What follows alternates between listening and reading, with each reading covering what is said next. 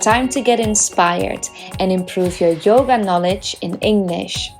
You're listening to Your Yoga in English, a podcast for yogis and yoga teachers that speak English as their second or third language and want to practice or teach yoga worldwide. I'm Annie, the founder of Enga Unite, and here to guide you on the way to become the confident and knowledgeable English-speaking yogi you want to be. Hello. So we're speaking about common mistakes yoga teachers make.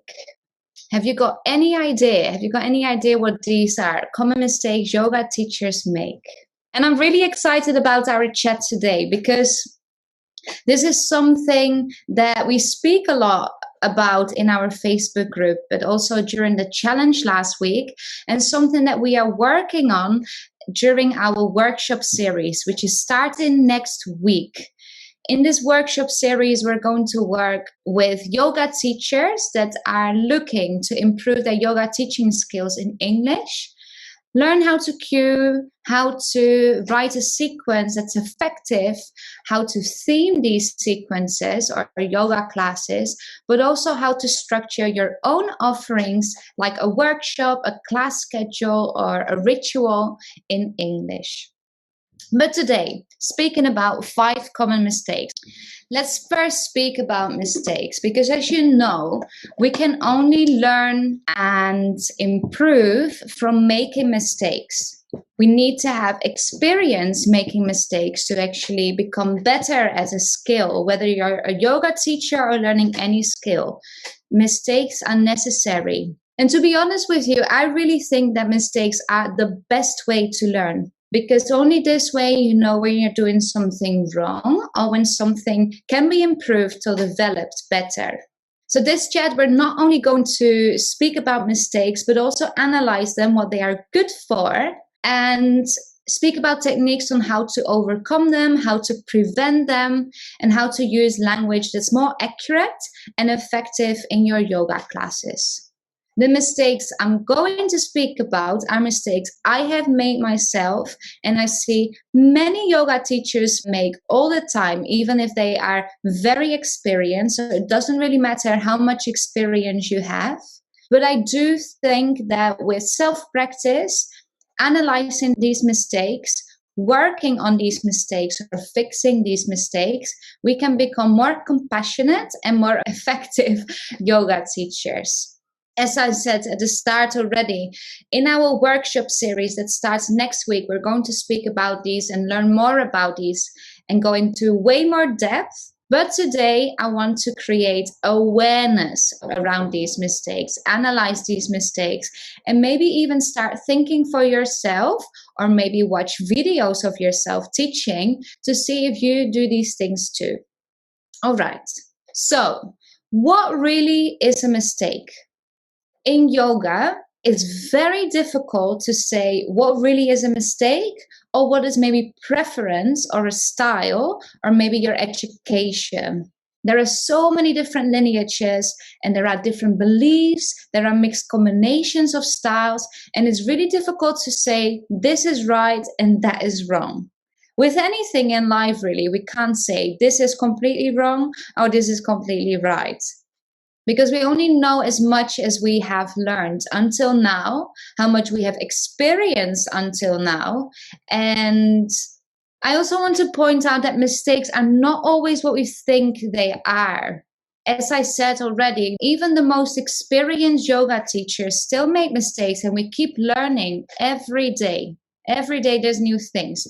There's new inventions, there's new research.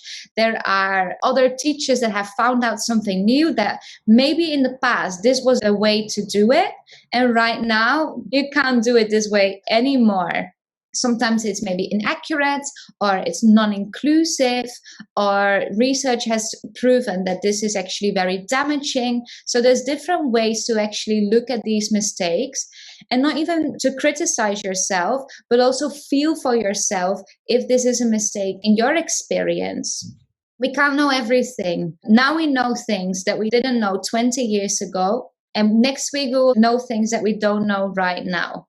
Yesterday, I spoke to my yoga teacher, and he's been teaching for nearly 30 years. And he said that, 5 years ago, I was doing things that were the way to teach. This is the way to do things. This is the way to explain and be effective, be compassionate. But then we're caught out on it and told them 5 years later, actually, this is not as good as we thought. We need to change this again. So this all goes back to that there are new inventions and new research all the time, that things become outdated.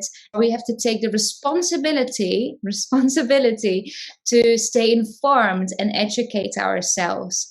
This is one of the reasons that after our first yoga teacher training, whether it's a 200 training or you're doing a 500 training in one go, it doesn't stop there. We need to stay informed and keep ourselves educated. That's the reason we have continuing education or continuing development. I also want to point out 3 factors that could play a role when we make a mistake, because there are many different things that are going on in the life of a yoga teacher. So these could be external factors, such as the time of the day, the time of the year, change of the weather, things that have an impact on our well-being or our immune system, our hormones. There are internal factors, such as relationships and feelings, emotions that come with these relationships. We shouldn't forget that teachers also have lives outside the yoga classroom. Sometimes life really gets in the way and can be very distracting, and we are very easy or very quick to criticize someone for the way that they are presenting themselves. I do believe that with regular self-practice and a lot of self-knowledge, a lot of self-study, we can learn how to detach ourselves from external and internal things that are distracting for us or that can stop us in our yoga practice. But we have to remember that this is not always possible, and be very, very forgiving with this, accepting with this, allowing ourselves as yoga teachers to make these mistakes when things are not going great, but also allow your teachers to make these mistakes. Then there are educational factors. Like I said, there's so many different styles of yoga, so many different types.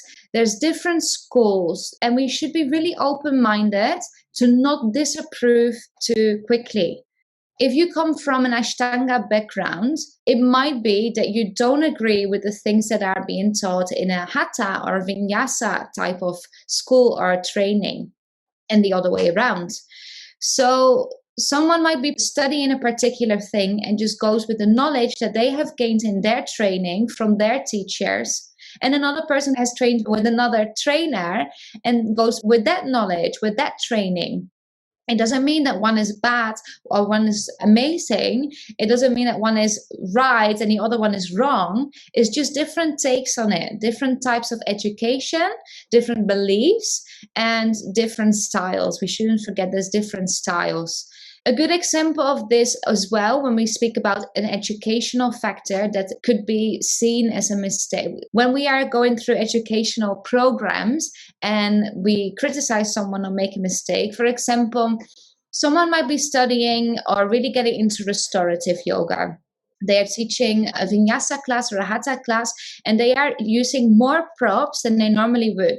This doesn't mean, first of all, that you need to use those props. They are there if you like to use them. But it might well be that your teacher is actually trying to train themselves using these different techniques. So this is a way for the teacher to apply all their new knowledge in different types of styles or teachings, but also gives you an opportunity to experience new things, rather than judging them because they are using props. It's not the way I've been taught. This is not what we're meant to do, and this is a mistake. This is bad. It really is a big thing to criticize. We need to be very understanding with internal factors, external factors, educational factors, and this list can go on. I've got so many things I could say more about this, but I want to get to the mistakes of today. So my point is really that as a yogi or yoga practitioner, you can't really criticize your teacher for doing things wrong, first of all. Neither is this an invitation as a yoga teacher to criticize yourself or other yoga teachers. We have to be very understanding of different styles, all the internal factors, emotional factors, things that are going on in life, but also accept where the teacher is in this present moment. A teacher might be very new and still exploring things. A teacher might be very experienced and not be informed about new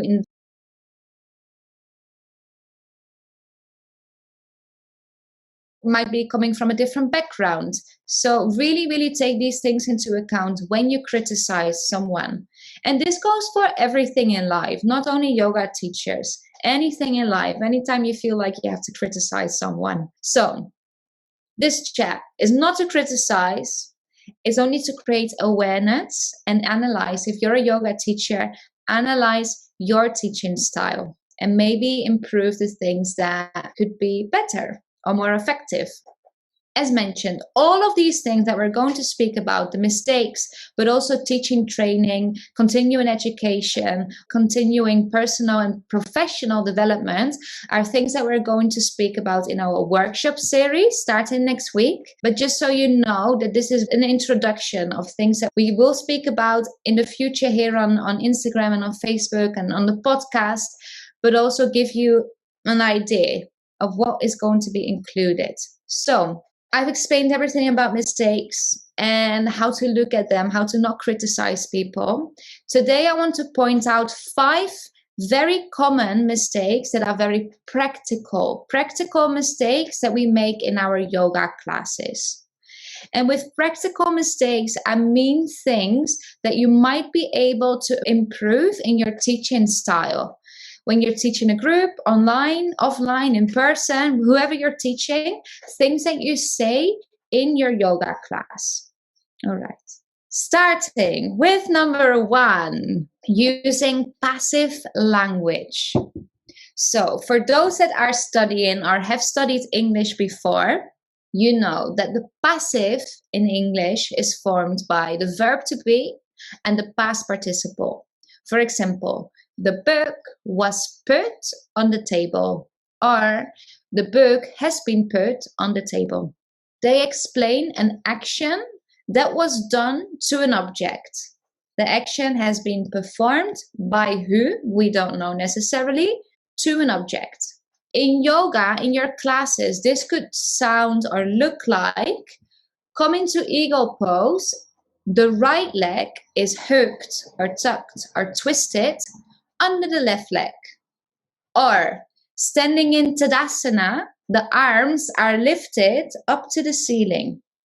In the second example, there are 2 problems. It also includes the ing. This is something we really want to stay away from if you're not giving supporting cues. Supporting cues are instructions or words, phrases that we use while we are staying in a certain asana.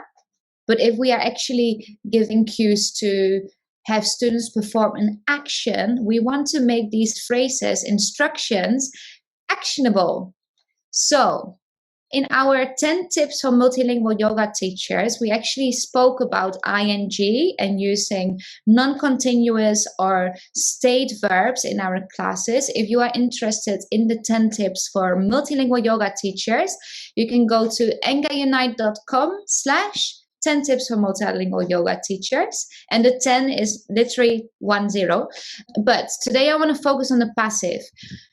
The problem with the passive is that it ignores the big fat fact of the aim or the focus of a yoga class. A really big fat fact of the yoga class.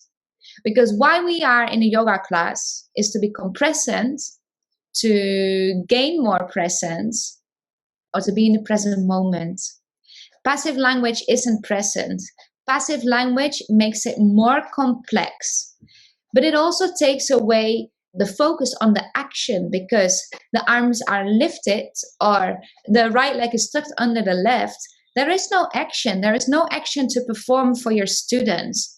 So instead of using passive language, we want to use simple, direct, open, and actionable language. So cross your left leg over your right, eagle pose, or stay in Tadasana, lift your arms up to the ceiling, or lift your arms next to your ears. These things are actionable, direct, and simple. Everyone will understand what's happening or what needs to be done, right? So that was number one, passive language. Another common mistake is saying, look at me like this or like that or like so. The problem with these three things, or these three ways of asking someone to look at you, is that you're asking someone to look at you. It's really challenging sometimes to describe how a certain action should be or needs to be performed. I understand this. I've been there too. It really is challenging sometimes because this language is not really the type of language we use in our day-to-day. However, asking people to look at you takes away from being in the present moment, from being in their experience on their mat, from feeling into the body, and it really disrupts concentration. So look at me, or look at this, look at that, or like this, like that, like so. It just takes away from the present moment and the students or the practitioners' attention on their practice. A fun fact, which is actually not fun at all, but I think it's a really important thing to note, is that recently, due to the fact that we are all practicing online more than ever, a lot of people actually got themselves hurt because they had to look at their Zoom screen or their laptop or phone screen too much. They're performing their asanas or in their practice, had to turn their head all the way to the screen and actually hurt their neck. So in other words, asking your students to look at you can actually lead to injuries as well. Instead, learn effective cues that people understand straight away so that they can follow you even when you're just leading them with an audio track or with audio in general. Maybe video is not available, they can't actually see you, or they can't turn on their cameras and you can't see them. It's really important that we can give effective cues so they know what to do in the moment without having to look at you.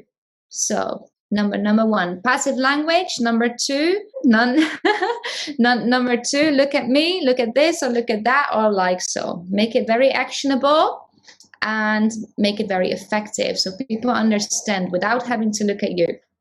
Number three, mistake number three, non-inclusive language. This is a big one, a very, very big one. And it's very challenging because just as education, this is one thing that constantly evolves, constantly changes. And it's something that we need to really stay informed on. In our language training with Marta last week, we spoke about this as well. The episode is now online on our podcast, so you can listen to it. It's called Outdated Cues and Complex Grammar. We speak about inclusive and non-inclusive language. But today I want to point out three things. First of all, this one is obvious. Speaking to people about the way they look. So this could be either gender, it could be a body type, it could be their hair color or the hair texture. It could be what they are wearing. It could be many different things. But try to not address people by the way they look. And I think this is especially for when we speak about skin tone and gender. Skin tone and gender are big ones. Stay away from calling people out by the way they look. Simply address everyone as a whole, as a collective. Then, speaking about levels, we see on schedules very often beginners, intermediate, or advanced. This assumes that maybe a person that hasn't got certain abilities or experiences can't go to a class that is for intermediate or advanced students, which is not necessarily true. I'm going to give you a very personal example. I am very weak, very, very weak in my upper arms and my shoulders. I find it very challenging to do a chaturanga. And for that reason, I could go to a beginner class to gain more strength. And that would be my personal choice. But it doesn't mean that I can't go to an intermediate class or an advanced class, because there are other things that I can do due to other experiences. It also downgrades people that have certain disabilities or certain injuries that they are recovering from. So speaking to people and pointing out their level at some stage is really damaging and can be very emotionally damaging. The other thing, and especially when you're teaching, is saying if you need to do something. This also points out that they are not at a level or don't have enough experience yet to do something specifically. Instead of if you need to, simply replace it by if you want to. People that need to do something for whatever reason, they need to put their knee down or they need to keep their arms in front of their shoulders, they will do that if you give them the option if you want to. Remember that yoga is very, very sensitive, and we're dealing with very personal experience, but also with egos. There's a lot of ego in the yoga class. So give people the option of variations instead of modifications. Give people the option of if you want to rather than if you need to. Another thing when we speak about inclusive or non-inclusive language is praising people in your classes. Praising people in your classes. This could look like something, oh, that's a great thing. You're so strong, Alicia. Or look at you, you've grown so much, Daryl, whatever. But not giving attention to any other people in your class. This can be so damaging because it means that you're neglecting other students in your classes. They might feel as if they are not good enough or not doing it right or not doing it the way that you would like to see it. And it's just not inclusive. If you would like to praise students, either praise the students or the class as a whole by complimenting the class as a whole, or if you have enough time and you know everyone's name and you've got this type of relationship with your students, praise everyone, because every person will do something right in your class. Praise everyone singly if that's what you want to do. Don't praise only one person at a time. It can be very non-inclusive. Okay. Mistake number four. Making the class all about the teacher.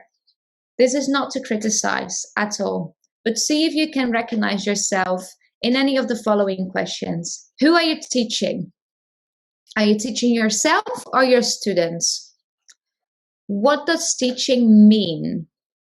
Does it mean that you're showing how good you are at something?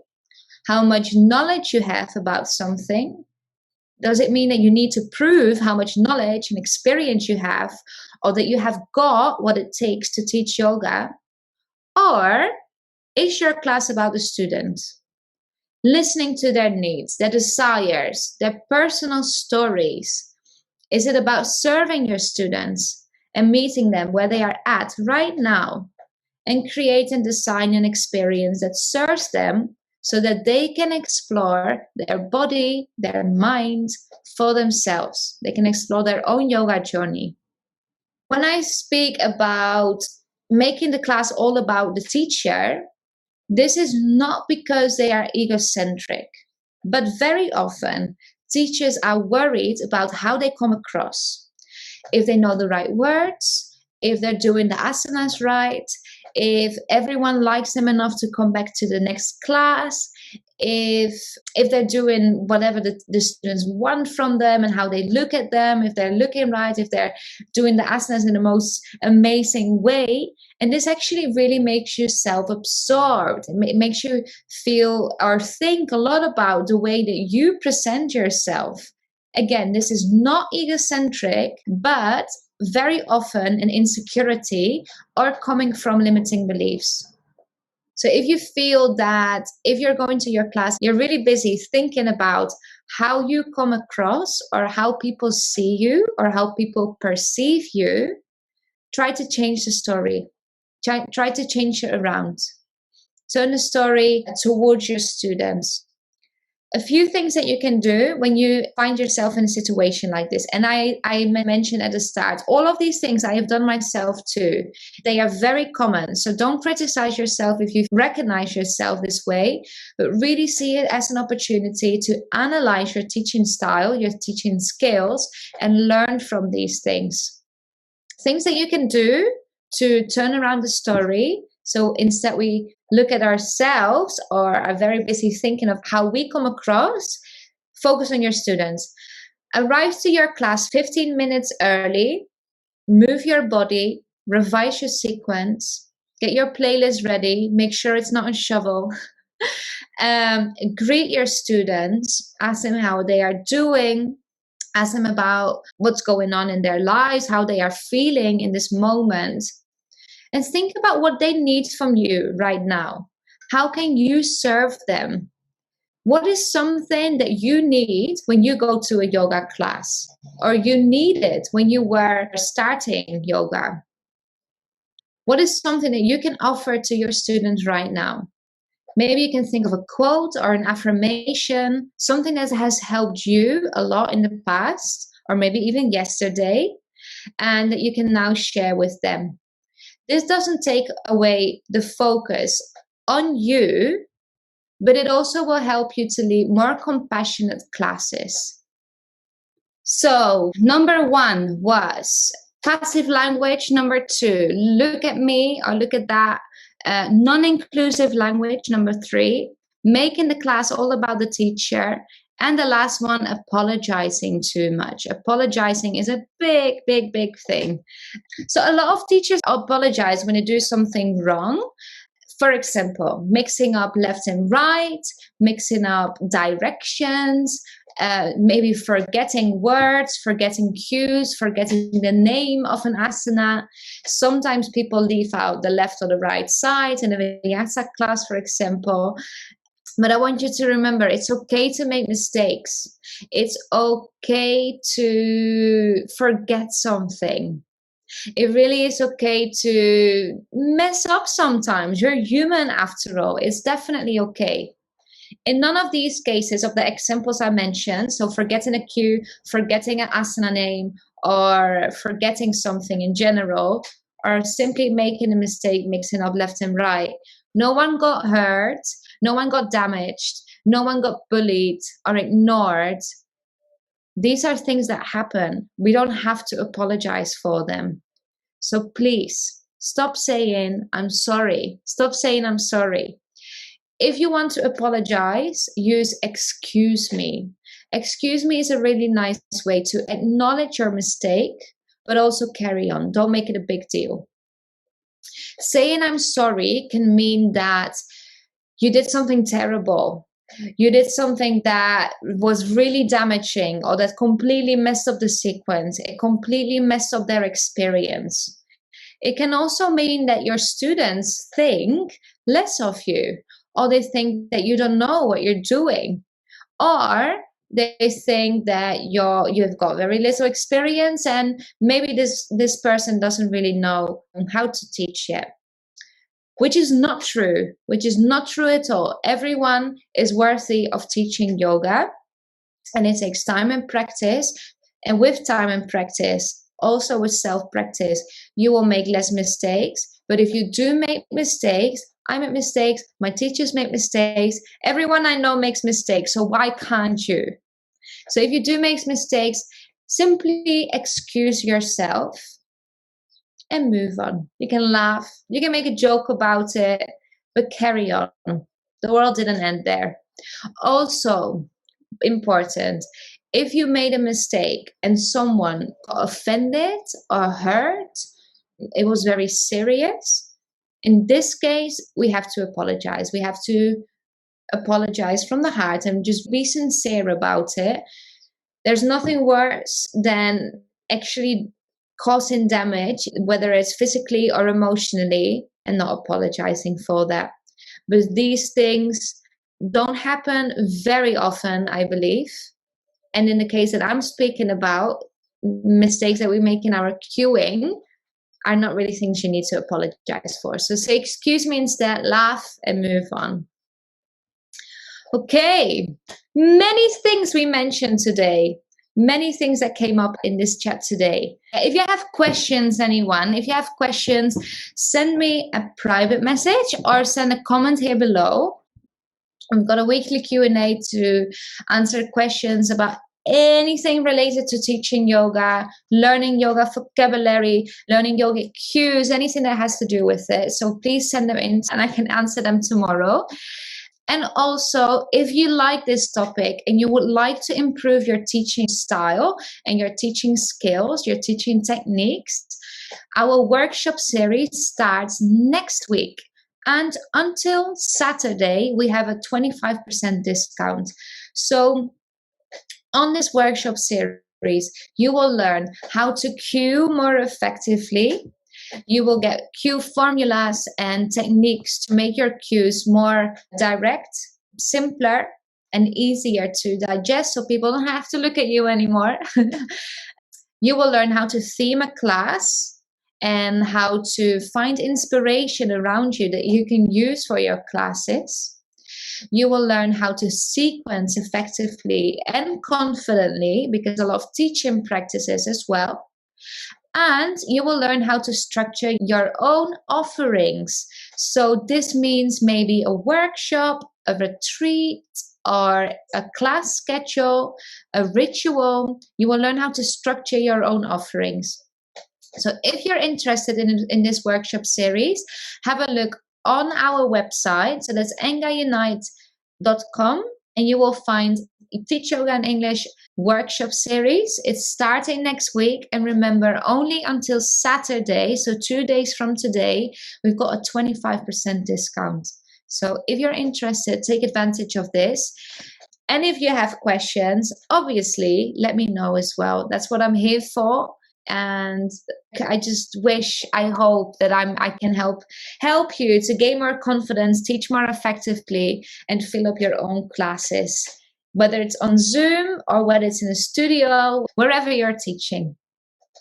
All right, I'm going to leave you here. Have a great day, great rest of your day, and I will see you then. Bye. The workshops I mentioned in this episode are starting the 29th of May 2021. If you're listening to this episode after, you can still reserve your spot for the remaining workshops or check out our website engaunite.com to see what other events we've got coming up. I hope to see you again soon.